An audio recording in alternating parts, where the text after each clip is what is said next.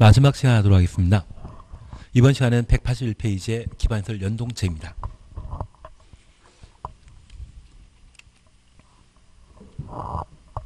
우리가 지금 하고 있는 것이 국토의 계획 및 이용에 관한 법률입니다. 국토계획법은 개발, 정비, 보전을 위한 집행의 법률로서 공익사업으로 규모 큰 것이라고 하면 도시군 관리 계획으로 집행하도록 되어 있고, 그때 관할 관청은 입안권자 아니면 결정권자입니다. 입안권자 처리하는 것은 딱 3개. 단계별 집행계획 수립하는 것과 지형도면 작성, 도시군 계획설 사업 시행 3가지만 하고 나머지는 결정권자가 처리하게 됩니다. 그리고 소규모 사익을 추구하는 건축물, 건축 등이 있다고 하면 이는 개발행 허가받아 집행하도록 되어 있습니다. 그래서 현재 도시군 계획사업은 개발행 허가는 도시군 계획사업에 저촉되는 것을 개발행위라고 하고, 그 개발행위 하고자 한다면 허가받아 할 수 있는 겁니다. 그래서 개발행위 허가와 도시군 관리계획, 도시군 계획사업은 서로 동전의 양면관계로 대척관계의 시 함께 처리되는 것 아니라는 것만 구분해 놓습니다. 특별히 개발행위 허가와 관련된 대상에 관한 내용 함께 보시면서 제외되는 것을 함께 보셨는데, 첫 번째 우리 기억하시는 것은 도시군 계획사업에 따른 건축물 건축, 토지의 형질 변경 등은 허가 없이 할 수 있습니다. 두 번째 우리 보시는 게 재복구를 위한 응급조치라고 하면 허가 없이 할 수 있다. 세 번째 보는 것이 경작 위한 토지 형질 변경이라면 허가 없이 할 수 있는데, 지목 변경을 수반하는 경작 위한 토지 형질 변경은 허가 대상이고, 전답 사이에 지목 변경 수반하는 경작 위한 토지 형질 변경의 경우는 허가 없이 할 수 있었습니다. 그리고 녹간동에 농림업무 비닐 설치라고 하면 허가 없이 할 수 있는데, 육상, 어류, 양식장 설치할 목적이라면 허가 대상이라는 것 구분하십니다. 특별히 행정청인 국가지방자치단체가 개발행위 하게 된다면, 토지 형질 변경이나 분할하게 된다고 하면 그때는 허가 없이 할 수 있다는 것 구분하십니다. 그리고 개발행위 허가와 관련되어서는 그 절차를 우리는 2단계로 각각 구분했는데, 1단계는 신청, 허가받는 것, 2단계는 공사 착수하고 준공, 금사 받는 것으로 봤습니다.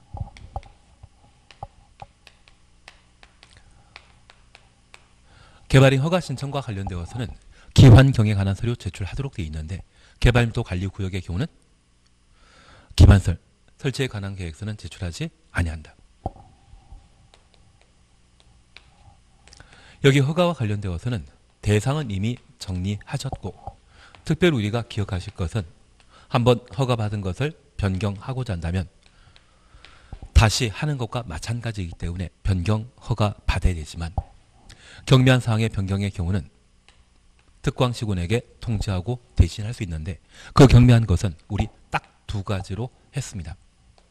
기간 단축하는 것과 규모 축소하는 경우에는 허가 없이 할 수 있다는 것 잡아 놓습니다. 그리고 절차와 관련된 사항으로 요건에 관한 사항 보셨는데, 법에서는 5가지로 서술을 하고 있지만 우리는 3가지로 규모, 도시군 관리계획에 적합할 것, 기환경에 적합한 때 허가받을 수 있다는 것 기억해 놓습니다. 특별히 우리 기억하시는 것으로서 면적 요건에 관한 사항을 보시면서 1, 2, 3입니다. 10,000 미만, 5,000 미만, 30,000 미만이라는 것 기억해 주시는 게 1입니다. 그리고 도시군 관리계획에 부합해야 되는데 성장관리 방안에 적합할 것. 여기 성장관리 방안의 수립 대상은 유보용도와 보존 용도를 대상으로 하는데, 주상공은 시가용도, 유보용도는 자, 개, 생, 자연녹지적, 계획관리적, 생은 생산녹지역입니까? 생산관리지역입니까? 계획관리지역 뒤에 나온다면 생산관리지역을 의미하는 것으로 기억하시고, 그 자계생의 경우에만 도시계획위원회 심의 거쳐 개발행위 허가 기준을 강화하거나 완화할 수 있다. 그래서 성장관리 방안과 관련된 대상은 녹간농자 중에 개발 가능성이 높은 곳이 성장관리 방안의 수립 대상이고 계획적 개발을 유도하기 위해 수립하는 것이 성장관리 방안입니다. 다만 이 성장관리 방안은 녹간농자를 대상으로 개발 가능성 있는 곳을 대상으로 수립하기 때문에 수립해야 한다, 수립할 수 있다. 개발 가능성에 대해서는 상황이 확정된 게 아니기 때문에 가능성을 따지기 때문에 임의적 수립 대상이라는 것 구분해 놓습니다. 그래서 행정계획 중에 유일하게 임의적 수립 대상은 성장관리 방안 하나입니다. 그리고 이 성장관리 방안에는 4개 필수사항이 존재하는데 높이 제한은 임의사항이고 배형 세건, 배치, 형태, 색채, 건축선 지정. 건축선은 성장관리 방안 내용 아니다. 그리고 기환경과 관련되어서는 조건 붙일 수 있습니다. 그리고 조건보호반자가 만약 민간인 경우는 돈 내야 되는데 그 돈을 이행보증금이라고. 그때 이는 숫자 2죠. 총공사비의 20%를 민간인 경우는 예치하도록 되어 있습니다. 그리고 구체적인 절차와 관련된 의견 청취에 관한 내용을 각각 다룰 수 있는데 저 의견 청취 중에 주민 의견 청취 있다 없다? 없습니다. 그리고 도시군 계획사업과 관련되어서는 시행자의 의견 들어야 되고 조건보호와 관련되어서는 신청한 자의 의견 들어야 된다. 공공시설 귀속에 있어서는 관리청의 의견 듣도록 되어 있습니다. 그리고 저런 개발 사업이 모두 완료되게 되면 준공검사 받아야 되는데 분할 적체의 경우는 준공검사 대상 아니라는 것. 특별히 이러한 개발 행위를 못하는 곳이 있습니다. 개발 행위 허가 제한 지역으로서 저 개발 행위 허가 제한 지역의 지정 대상은 청탄이하면 녹겠습니다. 녹지적, 계획관리적, 수목보전. 그리고 기지계란말 기억해 주시는 게 1입니다. 그런데 지구단위계획구역은 모든 행정청, 그래서 우리는 에브리바디라는 말도 있습니다. 국토교통부 장관, 지도의사, 시장, 군수가 개발행위 허가 제한 지역으로 지정할 수 있고 저 개발행위 허가 제한 지역 지정할 때 주민 의견 청취 있다 없다? 도시계획위원회 심의 한다 안 한다? 합니다. 그리고 이 도시계획위원회 심의 거쳐 개발행위 허가 제한 지역 기지계 지정했는데 이를 연장하는 때는 도시계획위원회 심의 한다 안 한다? 안 한다. 한번 개발행위 허가 제한 지역 지정하게 되면 3년간 개발행위 허가 안 나가고 기지계에 해당되는 경우에만 1회 2년 기간 연장할 수 있습니다. 그래서 기지계에 해당되는 경우는 최대 5년. 다만 우리 기억하실 것은 공법 전반에 걸쳐 1년 연장이 원칙이고 2년 연장하는 것은 여기만 유일합니다. 다른 데는 다 1년 연장한다. 이제 우리가 함께 봐주시는 게 기반설 연동제에 관한 사항을 함께 봐놓습니다. 여기 기반설 연동제에 따라 개발밀도관리구역과 기반설 부담구역에 관한 내용을 함께 보시는데 우리 건축물을 만들게 되면 가장 대표적인 개발 행위가 되게 됩니다. 저 건축물 많이 만들어지게 되면 인구 늘어난다, 줄어든다. 인구 늘어납니다. 그래서 최근 10년 사이에 인구가 급속하게 성장한 곳이 있다면 가장 대표적인 것이 세종시입니다. 세종시가 10년 전에 지정되기 전까지만 하더라도 인구 7만 8만 정도의 연기 군이었는데 세종시가 조성되면서 한 10년 사이에 인구가 30만 정도가 늘어났습니다. 그렇게 건물이 늘어나다 보면 인구 늘어나고 인구 늘어나게 되면 도로, 학교, 전기, 수도 등의 기반설의 수요가 늘어나며 저 기반설을 설치 못하는 곳과 설치할 수 있는 곳이 있습니다. 그래서 우리 구시까지 방문하다 보면 왕복 2차선 좁은 도로에 건물이 따닥따닥 붙어있는 경우가 있습니다. 건물 철거해야만 도로 확장할 수 있거든요. 그렇게 건물 철거하고 도로 확장하는 거 쉽다 어렵다? 어렵습니다. 그러한 곳이 개발밀도 관리구역이며 텅텅 비어있는 동네라고 하면 새로운 기반시설 충분히 설치할 수 있을 겁니다. 그러한 곳을 기반시설 부담구역이라는데 이쪽은 개발행위에 따라 기반설의 설치 여부에 따른 구분으로 기반시설 설치할 수 없는 곳이라면 개발밀도 관리구역, 새로운 기반시설 설치 가능한 곳이라면 기반시설 부담구역으로 지정하게 됩니다. 이제 개발밀도 관리구역과 기반시설 부담구역에 관한 사항을 함께 살펴놓습니다. 여기 개발밀도 관리구역은 작년에 개발밀도 관리구역 지정 절차에 관한 사항을 시험에 출제한 바 있습니다. 그래서 우리는 대상, 절차, 효과 세 가지 중에 이미 절차에 관한 사항은 작년에 시험에 냈기 때문에 올해 나올 일 없고 대상, 효과에 관한 사항에 집중하시는 게 필요합니다. 교재 함께 봐주십니다. 1번 의 찾으셨죠?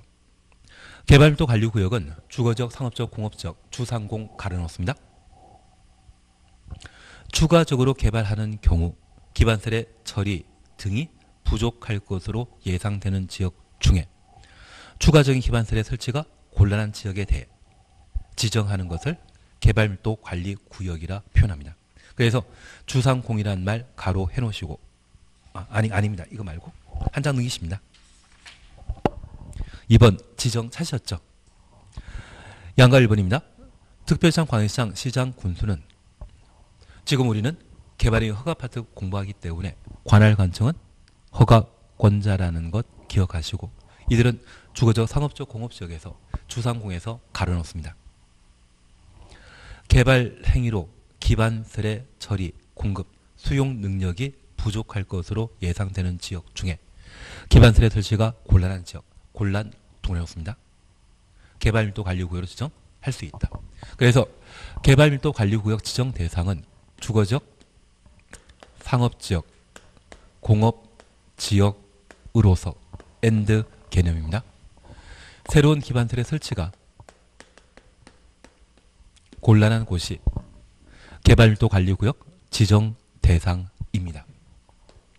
이 개발밀도 관리구역 지정한 자는 누구이다? 특광시관, 허가권자가 지정할 수 있습니다. 그리고 바로 효과를 봐주십니다. 지정 절차 건너뛰시고 바로 효과 찾으셨죠? 특광시군은 개발밀도 관리구역에 대통령령이 정하는 범위에서 건폐율, 용적률 강화 적용하며 대통령령이 정하는 범위란 당해 용도지역에 적용되는 용적률 최대한도 50%를 말한다. 용도지역부터 50%까지 가로 해놓습니다. 그러면 우리 이렇게 잠깐 보십니다. 현재 개발밀도 관리구역으로 지정되게 되면 대통령령이 정하는 범위에서 건폐율, 용적률 강화할 수 있습니다. 그런데 이 대통령은 위임에 관한 규정으로서 건폐율에 대해서는 아무런 이야기 없이 용적률과 관련되어 해당 용도 지역에 적용되는 용적률 최대 50% 강화할 수 있습니다. 그래서 만약 시험에 개발밀도 관리구역에는 대통령령이 정하는 바에 따라 또는 개발밀도 관리구역에는 건폐율, 용적률 강화 적용할 수 있다. 맞습니다. 그리고 개발밀도 관리구역에서는 건폐율, 해당 용도 지역에 적용되는 건폐율 50% 강화할 수 있다. 건폐율에 대해서는 법률에서 강화할 수 있다는 이야기만 나올 뿐 구체적인 기준은 없습니다. 50%의 말 나오게 되면 용적률과 관련되어서만 50% 강화할 수 있다. 이 말 나야만 옳은 이야기입니다. 그래서 우리가 기억하실 것은 저 개발밀도 관리구역에는 건폐율, 용적률 강화할 수 있다. 맞다 틀리다. 맞습니다. 여기 건폐율에 구체적인 수치가 안 나온다고 하면 그 점은 맞는 겁니다. 개발밀도 관리구역에는 해당 용도 지역에 적용되는 용적률을 50% 강화할 수 있다. 맞습니다. 그래서 건폐율에 50%안 나오면 그 말 옳은 이야기라는 것 확인하십니다. 그러면 이 개발밀도 관리구역 지정 전에는 10층짜리 건물 건축할 수 있는 땅이었는데 개발밀도 관리구역 지정 이후에는 5층짜리 건물을 건축할 수 있습니다. 허가권자가 개발밀도 관리구역 지정할 때 주민 의견 청취하게 되면 찬성하십니까? 반대하십니까? 땅 주인이 이렇게 개발 못한다고 하면 난 기분 좋을 수 있을 것 같은데요. 근데 이렇게 건물의 규모가 작아지게 되면 내가 영화를 보고자 하는데 작은 영화관에서 봐야 되고 식당에서 맛있는 식사를 하고자 하는데 그 식당은 규모가 항상 작을 수밖에 없습니다. 그래서 해당 지역의 다양한 서비스를 또는 생활 편의와 관련된 제공을 제대로 못하는 그런 작은 건물만 만들어지기 때문에 땅 주인만 피해보는 것이 아니라 그곳에 거주하는 주민들도 다 피해보거든요. 그래서 이 개발밀도 관리구역 지정하는 때는 주민 의견 청취 한다 안 한다? 안 한다. 이걸 30회 때 기출문제로 출제한 바 있습니다. 다시 시험에 나오게 된다고 하면 대상과 효과에 관한 사항을 잡아놓으시는 게 필요합니다. 이제 두 번째 우리 함께 봐주실 것이 기반시설 부담 구역을 함께 보십니다. 별표 3개 놓습니다. 기반시설 부담 구역은 작년에도 시험에 나왔지만 올해도 다시 한번 시험에 출제되게 될 겁니다.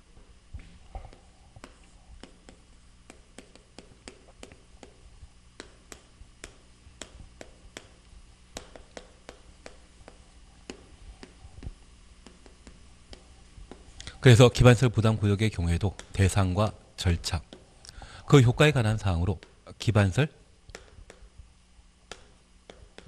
설치 계획에 관한 사항과 저 기반시설 설치 계획에 따른 기반시설 설치 비용,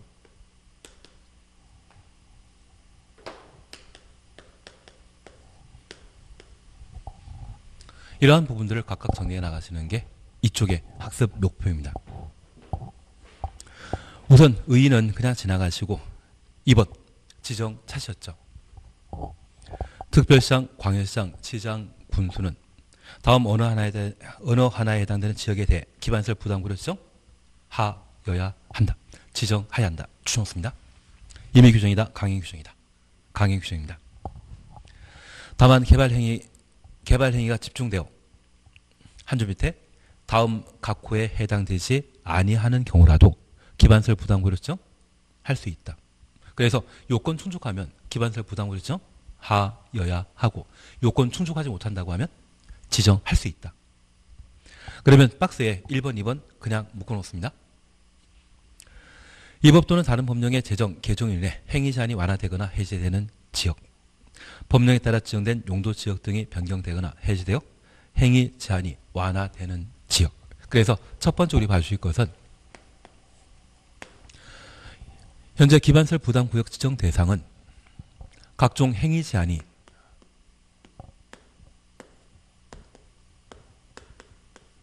완화되거나 해제되는 곳이 기반시설 부담구역 지정 대상입니다. 그러면 제가 이 말씀 하나 드리겠습니다. 김대중 대통령실에 인천국제공항 만들고자 영정도 일대 347만 평에 걸쳐 시가조정구역을 지정한 적이 있습니다. 지정 당시 유보기간을 15년 정해놨었는데 2017년 12월 달에 영종질 때 시가조정구역이 모두 해제되었습니다. 행위제한 완화된 것이죠. 그리고 세종시라고 하는 도시 행정수도 만들고자 할 때 세종시 건설과 관련된 특별법을 만든 적이 있습니다. 그런 법령에 따라 행위제한이 대폭 완화되거나 폐지되었거든요. 그렇게 행위제한이 완화되게 되면 건물 건축했을 때 개발이익이 발생할 수 있고 그 수익 창출하는 사람은 해당 지역에 필요한 기반시설 개발이익을 충분히 얻었다고 하면 그 돈 가지고 직접 도로, 학교 만들 필요 있지 않겠습니까? 다들 싫어하시긴 싫어하겠지만 어쩔 수 없이 부담하는 그런 상황이 바로 기반시설 부담 구역이 되게 됩니다. 그래서 행위 제한이 완화되거나 해제된다. 이 말 보게 되면 기반시설 부담구를 지정하여야 한다. 그리고 A, B를 묶어놓습니다. A번 보십니다. 해당 지역의 전년도 추정했습니다. 개발행위 허가 건수가 전전년도 추정했습니다. 개발행위 허가 건수보다 20% 이상 증가한 곳. 그래서 20% 이상이라는 말 보게 되면 기반시설 부담구를 지정하여야 한다.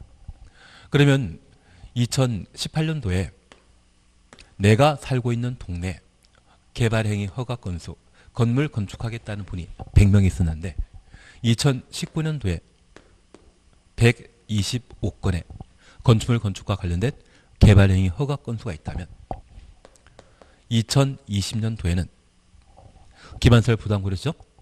하여야 한다. 그래서 제가 알고 있는 분이 갑자기 동네에 빌라가 그렇게 많이 만들어지기 시작했다고 합니다. 그리고 분양될까 의심스럽게 쳐다봤는데 분양 다 해버렸거든요.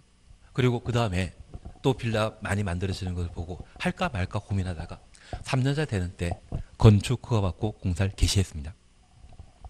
바로 기반설 부담금이 떨어져가지고 한 4천만 원인가 더 내야 될 그런 상황이었다 하더라고요. 그래서 만약 우리 동네 빌라가 만들어지거나 갑자기 시골 동네인데 불구하고 공장이 한두 개 만들어지게 되면 한 해 지켜봤다가 빨리 판단하셔야 됩니다. 천천히 판단하고 투자했다가 하는 나중에 뭐 내라는 이야기가 날라올 것 같습니다. 그래서 내가 부동산 중개업 하게 되면 자기 손 따셔서 부동산 중개업 하게 되면 우리 동네 또는 주변 동네에 동사무소나 시청 방문하셔가지고 주변에 건물이 개발되고 있는지 자세히 살펴보시면서 그 입지가 괜찮은지를 한번 파악하시는 것도 필요하지 않나 싶습니다. 하여튼 3년 차에 기반설 부담구역 지정되고 기반설 설치 비용 내라고 시청에서 뭐 날라왔다고 하시더라고요. 그러면 우리가 기억하실 것은 전전 연도와 전년도의 개발행 허가 건수 비교하게 되었을 때 100건, 120건 이상이었다고 하면 20% 늘어난 것이죠. 올해 기반설 부담구역 지정 하여야 한다. 그리고 B번입니다. 해당 지역의 전년도 인구 증가율이 해당 지역 추노수입니다. 그 지역에 속하고 있는 특광시군 가로 해놓습니다. 전년도 인구 증가율보다 20% 이상 높은 지역. 그러면 우리 이렇게 잠깐 이해하십니다. 서울에 요즘 인구 빠져나가는 동네 있거든요. 그냥 강남구 이야기 드리겠습니다. 워낙 집값이 비싸다 보니까 빠져나가더라고요. 그런데 이 서울의 인구 증가율 2019년도에 서울의 인구 증가율이 마이너스 5%였는데 우연찮게 이 강남구의 인구 증가율이 15%였다고 하면 그 차이는 얼마? 20%입니다. 그러면 이 강남구 또는 대치동에 기반설 부담구역으로 2020년도에 지정하여야 한다. 그래서 항상 내가 부동산 중개업하게 되면 주변에 인구 늘어나는 곳이 어디인지를 항상 세밀히 살펴주셔야 됩니다. 사실 전 이 분표를 안 잡았으면 하남 유래지구 개발사업 발표했을 때 그 동네 가서 부동산 중개업하는 게 제일 돈 번다 생각하거든요. 특히 분양권 전매 제한이 가해지지 않는다고 하면 작은 투자로 큰 이익을 벌 수 있다 해서 많은 분들이 찾아오십니다. 그리고 수업하다 보면 작년, 재작년에 그 하남 유래지구에 대한 투자를 많이들 물어보시더라고요. 그래서 어떤 특정 지역에 사람들이 관심 집중하는 곳이 있다고 하면 그런 가능성 있는 곳을 보고 미리 가 계시는 게 돈 따라다니는 것이 아니라 돈길에 서 있는 것과 마찬가지입니다. 그래서 수도권의 대규모 신도시 개발 사업, 아마 3기 신도시가 우리가 나중에 활동할 수 있는 구역을 제시해주는 그런 형태가 되고 그러한 곳에 정착하게 되면 아마 제 생각에는 몇십 년 동안 그쪽에서 일 잘하시고 지역 인맥 쌓아놓으시게 되면 좀 더 큰 일도 쳐다볼 수 있지 않나 싶습니다. 만약 수도권 아니더라 할지라도 우리 최근 광역시와 관련된 곳이라고 하면 그래도 괜찮다는 이야기를 하고 있습니다. 그리고 이 광역시가 아니더라도 대기업이라고 하면 삼성, 현대, 그리고 SK 하여튼 4대 그룹에서 투자하는 개발 사업하는 그런 호재가 있는 장소라고 하면 그러한 곳들도 오래 갈 수 있는 여지가 있기 때문에 그런 지역에 내가 가서 준비하고 있는 것이 돈 길목에 서 있는 방법이 아닌가 싶습니다. 하여튼 언젠가는 이걸 안 들고 있겠죠. 그럴 때는 저도 아마 그런 장소에 가 있지 않나 싶습니다. 그래서 우리가 항상 기억해 주실 것은 얘도 참 중요하지만 인구가 늘어나는 곳, 인구가 늘어나는 동네라고 하면 그쪽은 저 인구를 수용하기 위한 뭔가 개발 사업이 있기 때문에 인구 늘어나는 좋은 장소가 되게 됩니다. 이러한 곳에 터 닦고 계시는 게 하나의 방법이 아닌가 싶습니다. 예분이 돈 벌 수 있는 지역이 어딘지 알려주는 것과 똑같죠. 그래서 우리가 기억하실 것은 20%란 말 보게 되면 개발의 허가 건수, 인구 증가율이 20% 이상인 곳은 기반설 부담으로 지정하여야 한다. 그런데 이 20%가 아니라 15% 늘어나는 곳, 그래도 개발행위가 집중되는 곳이 있다면 기반설 부담으로 지정할 수 있다. 20% 이상인 곳은 지정해야 한다. 20% 미만인 곳은 지정할 수 있다. 그래서 필수적 지정 대상과 임의적 지정 대상을 저렇게 구분하십니다. 현재 개발행위 허가권자가 기반설 부담구역을 지정할 수 있고, 이 기반설 부담구역 지정 시에는 주민 의견 청취한다 안 한다. 하나 이해하실 것이 있습니다. 저 기반설 부담구역에는 기반설 설치 계획에 따라 다양한 기반 시설을 설치하고 그 규모를 결정하게 되는데, 기왕 우리 동네 도로 만들어지게 되면 왕복 2차선 할 것인지 왕복 8차선 할 것인지 다양한 주민 의견이 있거든요. 그리고 우리 동네 기왕 학교 만들게 된다면 초중 고등학교 만들 것인지 초등학교만 만들 것인지 공원 만들게 되면 크게 만들 것인지 작게 만들 것인지 할 말 참 많습니다. 그래서 이 기반설 부담구역 지정 시에는 개발도 관리구역과 달리 뭐한다? 주민 의견 청취에 관한 절차를 거치도록 되어 있습니다. 개발밀도 관리구역에는 주민 의견 청취 한다 안 한다? 안 하고 기반설 부담구역 지정 시에는 주민 의견 청취 실시한다. 예, 그래서 지정 절차와 관련되어 안 봅니다. 두 번째 줄에 주민 의견 들어야 된다. 눈에 보이시고, 지방도시계획에는 심의 거쳐야 된다. 특광시구는 정치가이지 도시계획 전문가 아니거든요. 그래서 도시계획과 관련된 다양한 내용에 대해서는 도시계획위원회 심의 거쳐 지정해야 될 겁니다. 당연한 이야기입니다. 지정 기준 지키십니다. 다만 우리 박스 속에 1번 찾으셨죠? 최소 얼마 이상? 10만 이상. 그래서 이 기반설 부담구역 지정하게 되면 많은 개발행위가 집중되고 많은 인구가 늘어나는 곳이기 때문에 충분한 기반설 설치할 수 있도록 그 최소 면적은 얼마 이상? 10만 제곱미터 이상 기반설 부담구역으로 지정하여야 한다. 우리가 30만이라는 숫자를 보게 되면 걔는 인구 10,000명 거주하는 곳이고, 저 10만이라는 말 보게 되면 기반설 부담구역 지정 대상, 지정 요건이라는 것을 구분해 놓습니다. 그리고 185페이지에 기반설 설치 계획 사셨죠? 기반설 설치 계획도 특광시군이 수립해야 됩니다. 그리고 2번 찾았습니다. 기반설 부담구역의 설치가 필요한 기반설, 설치 가능한 기반설 종류인데 우리 1번부터 8번까지 다 기반설이거든요. 우리 4번만 봐놓습니다. 학교는 기반설 설치 계획에 따른 설치 대상인데 가로 속에 대학교는 포함한다, 제외한다?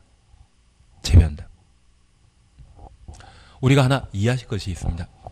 여기 기반 설치 계획에는 다양한 기반 시설 배치에 관한 내용을 다루게 되는데, 대학교는 시험 봐서 들어갈 학교이거든요. 기반설 부담구역에 주민들이 기반설 설치 비용 부담해서 만들어지게 되면 해당 지역 주민들이 사용해야 되는데, 이 대학은 시험 봐서 들어가야 되는 곳으로 주민들이 다 이용할 수 있는 시설이 아닙니다. 대학은 포함한다, 제외된다. 제외된다. 그래서 우리 시험에는 두 번에 걸쳐 저 기반설 설치 계획 또는 기반설 부담구역에 설치할 수 없는 기반설로서 대학 시험에 내더라고요. 대학은 기반설 설치 구역에 설치할 대상이 아니다. 그것 하나만 확인해 놓습니다. 그리고 3번입니다. 지구 단위 계획 수립한 경우 지구 단위 계획 줄만 쳐놓습니다. 기반설 설치 계획 수립한 것으로 보며 의제입니다. 기반설 부담구역 지정고시부터 1년 되는 날까지 1년 동일해 놓습니다. 기반설 설치 계획 수립하지 아니하면 1년 되는 다음날 해제된 것으로 본다. 그래서 저 기반설 설치 계획은 구역 지정 고시한 날부터 언제? 1년 내 기반설 설치 계획을 수립하여야 하고, 수립하지 않으면 1년 되는 다음날 기반설 부담구역증은 해제된 것으로 본다. 첫 번째 우리 이해하실 것이 있습니다. 행정계획 중에 1년 만에 수립하라고 하는 것은 여기가 유일합니다. 현재 기반설 부담구역은 각종 개발행위, 특히 건축물 건축이 집중되는 곳으로서 인구 늘어난 상태입니까? 늘어날 예정입니까? 늘어난 상태입니다. 그러면 기반설에 대한 수요가 증대한 상태이고 이러한 곳에는 기반설 빨리 설치해 줘야 된다. 천천히 설치해야 된다. 빨리. 그래서 1년 내 기반설 설치 계획을 수립하여야 합니다. 그리고 두 번째입니다. 우리는 기반설 부담구역은 현재 건축물이 많이 만들어지고 있는 곳입니다. 개발 용도이다. 비개발 용도이다. 개발 용도입니다. 그러면 그 개발 용도인 장소에 충분한 기환경을 설치하기 위해 배려하기 위해 지구 단위 계획 구역으로 지정할 수 있거든요. 개발 밀도 관리 구역의 경우는 지구 단위 계획 구역으로 지정한다? 못한다. 개발 밀도 관리 구역은 개발 사업 하는 곳이 아니기 때문에 비개발 용도이기 때문에 지구 단위 계획 구역 지정될 수 없습니다. 그래서 이 기반설 부담 구역이 지정되게 되면 그와 동시에 지구 단위 계획 구역이 지정될 수 있고 저 지구 단위 계획 구역에는 3년 내 지구 단위 계획을 수립해야 되는데 신속하게 절차 진행하면 1년 만에 6개월 만에 지구 단위 계획 수립될 수 있을 겁니다. 저 지구 단위 계획에는 5가지 필수사항이 있었습니다. 기반설의 배치 규모, 건축 제한, 건폐율, 용적률, 높이 제한. 그러면 5개 내용 담고 있는 이 지구 단위 계획이 기반 시설 설치 계획보다 먼저 수립되면 저 5개 내용을 담고 있는 지구 단위 계획을 기반 시설 설치 계획 수립하는 것으로 의제할 수 있죠. 만약 이게 바뀌어 있으면 틀립니다. 기반 시설 설치 계획이 수립되면 지구 단위 계획이 수립된 것으로 본다. 여기 기반설 설치 계획에는 내용은 딱 하나입니다. 기반설의 배치 규모. 그 내용 하나 담은 기반설 설치 계획으로 5개 필수사항을 요구하는 지구 단위 계획을 대신하는 것은 된다, 안 된다. 그래서 우리는 한 집안에 가장이라는 분이 계십니다. 가장이 집안 살림 이끌어 나가고 그리고 집안의 중요한 신년 계획도 세우시는데 요즘은 돈 많이 벌면 그게 가장이신 것 같더라고요. 그러면 우리가 잠깐 이해하실 것이 있습니다. 미성년자인 자제분이 계시는데 그 미성년자인 자제분에게 가장 일을 대산하라고 하면 된다, 안 된다? 안 됩니다. 그래서 저 기반설 설치 계획은 내용 하나밖에 없는 행정계획이고 내용 5개, 여러 가지 능력이나 실력 필요로 하는 가장 역할을 맡기는 것은 곤란하거든요. 그래서 5개 내용을 갖고 있는 지구 단위 계획이 수립되면 내용 하나 필요한 기반설 설치 계획 수립된 것으로 본다. 의제에 관한 사항 저렇게 살펴주시는 게 필요한 것 같습니다. 그래서 우리 시험 자주 출제할 수 있는 내용으로 특이한 게 있습니다. 통상적인 행정계획은 2년, 3년 내 수립하는 것이 일반적인데 저 기반설 설치 계획은 몇 년 안에? 1년 내 수립해야 되고 저 기반설 설치 계획이 필요한 기반설 부담구역은 개발 용도이기 때문에 지구 단위 계획 구역으로 지정될 수 있고 개발도 관리구역은 지구 단위 계획구로 지정한다, 못한다? 못한다. 저 지구 단위 계획 구역이 지정되었을 때 지구 단위 계획이 수립되면 기반설 설치 계획 수립하는 것으로 본다. 의제 규정을 확인해 놓습니다. 3번 이해하시겠습니까? 한장 등이시면 기반설 설치 비용입니다. 2번 부과 대상 및 산정 기준 차시였죠. 기반설 부담 구역에서 기반설 설치 비용의 부과 대상인 건축 행위는 단독택 등의 200제곱미터 가로 속에 기존 건축물의 연면적 포함한다. 연면적 200제곱미터 초과는 초과 추정없습니다. 건축물의 신축, 증축 행위를 한다. 그래서 200부터 증축까지 가로 해놓습니다. 그러면 우리 잠깐 이해하실 것이 있습니다. 사실 기반설에 해당되는 도로, 전기, 수도 등의 시설은 나라에서 만들어줘야 됩니다. 그런데 이 기반설 부담구역은 인구가 급격히 늘어나는 곳이고 개발행위가 급격히 증가하는 곳인데 이렇게 인구 늘어나고 개발행위 집중되면 땅값 올라간다 떨어진다? 올라갑니다. 그러면 그런 개발 이익은 사익에 해당되는 것으로서 그 개발 행위에 따라 그만큼 이익을 챙겼다고 하면 해당 지역에 필요한 기반설은 개발 이익 얻는 자. 그래서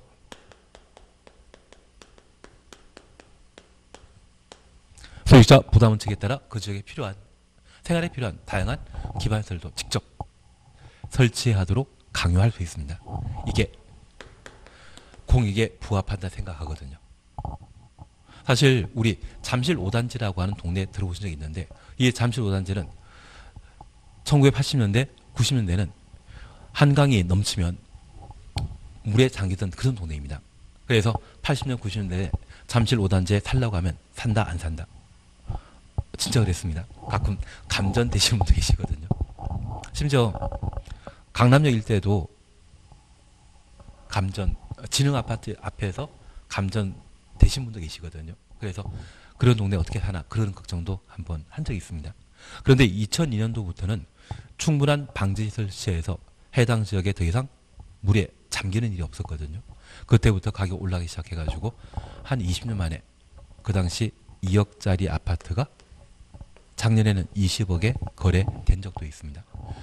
그러면 많은 예산을 투자해서 해당 지역의 부동산 가치를 끌어올리는 것도 있지만 이렇게 개발 이익 얻은 자가 수익자 부담 원칙에 따라 해당 지역에 필요한 기반설을 개발 이익 환수제처럼 해당 지역에 재투자하는 것도 합리적이죠. 다만 이런 기반설 설치 비용이 지나치게 책정되게 되면 세종시 같은 꼴이 발생하는 경우가 있습니다. 건물 가격은 워낙 비싸게 분양했는데 불구하고 인구가 한 50만, 60만 원 돼야만 인구가 충분하고 장사해서 뭔가 할 수 있는데 그런 인구가 채워지기 전에 너무 비싸게 분양하게 되면 임차인이 그 비용을 감당하지 못해 영업을 계속 못하는 경우가 있습니다. 그래서 이 세종시 같은 경우에도 애초 기반설 부담을 지정하고 적정한 기반 설치 비용을 부가 징수하면서 인구에 따른 설치 비용을 좀 달리하는 것이 좀 합리적이지 않나 싶습니다. 다만 이 세종시의 경우는 국가 예산과 기반설 부담 구역으로 해당 지역 주민들이 돈 낸 것으로 공원만큼은 확실하게 넓게 갖춰져 있는 것 같습니다. 이러한 이야기만 드렸습니다. 그래서 나중에 세종시에 꼭 가보고 싶다고 하면 인구 50만 돌파했을 때 그때는 아마 상가 중에 빈 공실이 없지 않을까 싶습니다. 그러면 이제 잠깐 다시 하나 봐주실 것은 여기 기반설 부담 구역에는 필요한 기반설은 나라에 설치해준다. 그 지역 주민들이 설치한다. 그 지역 주민들이 설치하는데 우리는 일반 국민을 서민과 호화주택에 거주하는 분으로 나눌 수 있거든요. 그래서 연면적 200제곱미터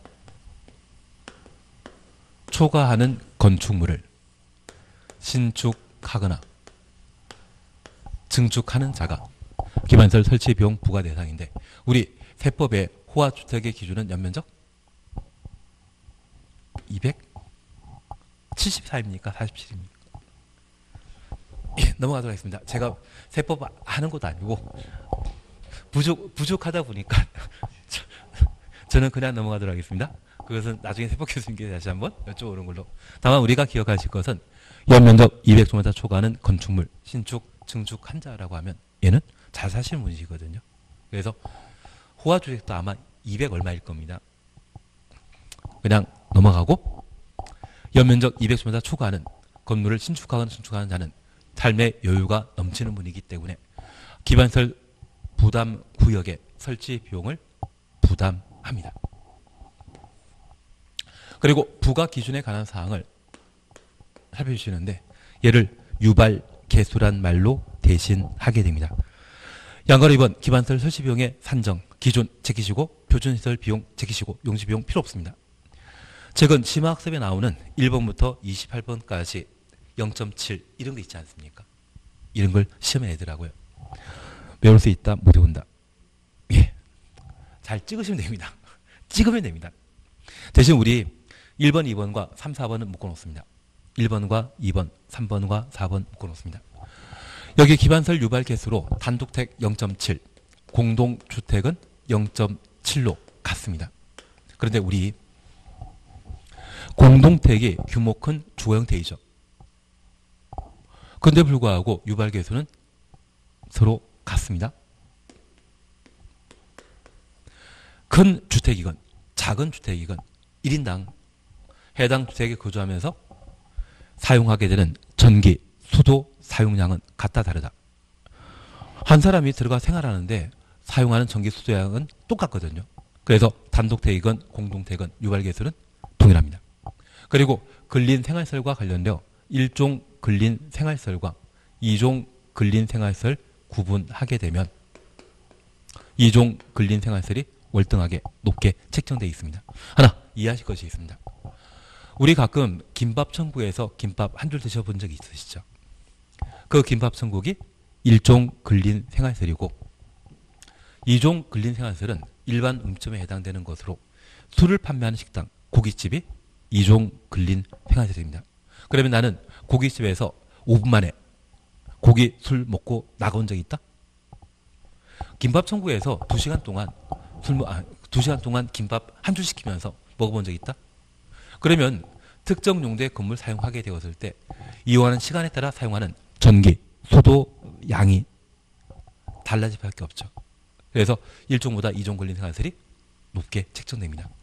그리고 29회 때는 얘를 시험에 낸 적이 있습니다. 학교와 병원을 비교하는 것을 시험에 낸 적이 있는데 이 병원은 병실이 갖춰져 있는 의료시설입니다. 그러면 환자가 24시간 사용하고 학교는 요즘 야자 한다 안 한다?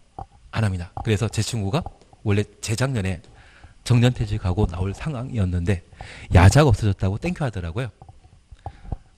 걔가 자기 학교에서 넘버 4라고 합니다. 교감, 교장 왜 안 하냐니까 그거 하면 힘들다고. 그래서 야자만 있었으면 딱 20년 태우고 퇴직금 받는, 연금 받는 생각하고 나오려고 했는데 갑자기 야자 없어져가지고 요즘은 널널하다고 합니다. 저녁 있는 삶을 여유롭게 살고 있습니다. 그러면 이 학교는 학생이 한 5시, 6시까지 이용하게 된다면 1인당 사용하는 전기수도 양은 병원과 비교하면 월등히 적지 않겠습니까? 그래서 이런 요령까지는 우리가 견딜 수 있는데 작년에는 아예 대놓고 가장 유발계수 높은 거 찾으라고 시험에 내더라고요. 그래서 작년에는 좀 지나친 건 했는데 그건 그냥 찍으면 됩니다. 다만 우리 기억하실 것은 항상 뭐가 시험에 나오게 된다면 비교를 하는 겁니다. 사람이 특정 용도의 건물을 사용하게 되었을 때 전기, 수도 사용량 많고 적음에 따라 유발계수가 차이 난다. 그렇게만 구분하십니다. 유발계수 한다 안 한다? 안 합니다. 제가 나중에 따로 정리해 드리는 것 그 정도만 해놓습니다. 한 장 넘기십니다. 기반설 부담계획 제끼십니다. 대신 이 기반설 부담계획은 개발인 허가 파트와 관계되어 있기 때문에 누가 수립한다? 허가권자, 특광시군이. 그리고 189페이지 차시였죠. 기반설 시비용의 부가 납부입니다. 양가로 2번입니다. 1번은 제끼시고 1번 우리 읽어보셨습니다. 연면적 200제곱미터 초과입니까? 이상입니까? 초과. 그 숫자 뺀 높은 것. 그러한 건물을 신축하거나 증축하는 자가 기반설 설치 비용의 부과 대상이라는 것 기억해 놓습니다.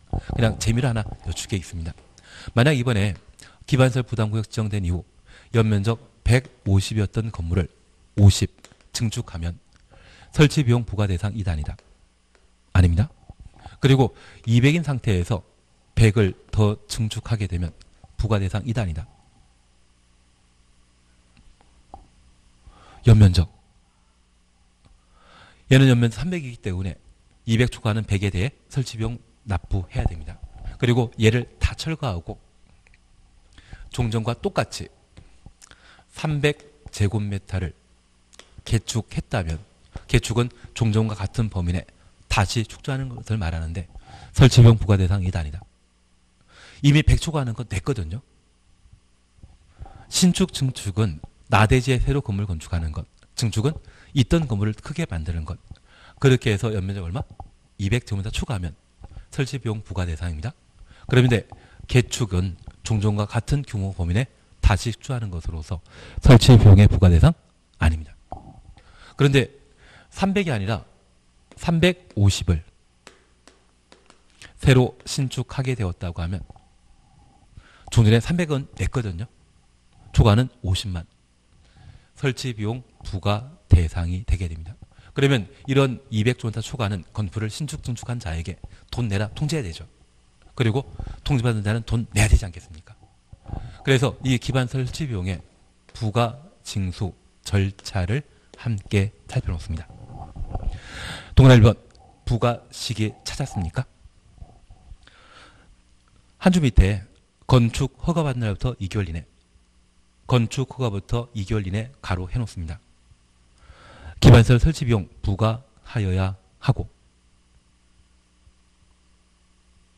그리고 납부에 관한 사항을 함께 보십니다. 동그라미 2번, 3번, 4번 시험에 안 나옵니다. 3, 4 시험에 안 나옵니다. 한 장 넘기시면 양가로 3번 찾으셨죠.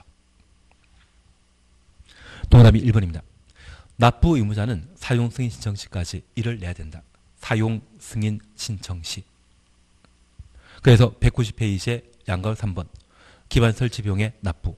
동그라미 1번 납부 시기와 관련되어 언제까지? 사용 승인 신청 시까지.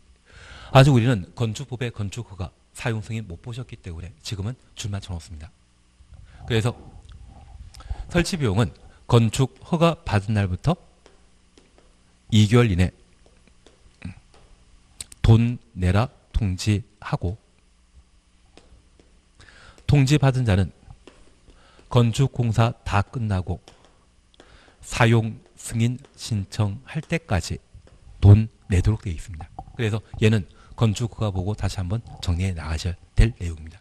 한번 돌게 되면, 한번 돌고 다시 보시게 되면 이해하는 폭이 그만큼 많아질 겁니다. 그리고 기억 납부 방법 찾으셨죠? 기반 설치 비용은 현금, 신용카드, 직불카드로 납부하되 부과 대상 토지 등으로 납부할 수 있다. 그래서 현금 납부를 원칙하고 예외적으로 뭐 할 수 있다? 몰납 가능하다. 그것만 봐놓습니다. 나머지 이야기는 지금은 필요 없습니다. 천천히 해나가셔도 상관없으시거든요. 그래서 여기 기반설 부담 부역에 관한 내용을 각각 살펴보셨는데 조금 힘드셨겠지만 얘가 계속 시험에 나오거든요. 그래서 별표 해놓으시고 꼭 관련된 내용 보셔야 됩니다. 그리고 12장 보칙 등에 대해서는 필요 없습니다. 그리고 다음 주에는 도시개발법을 해 나가도록 하겠습니다.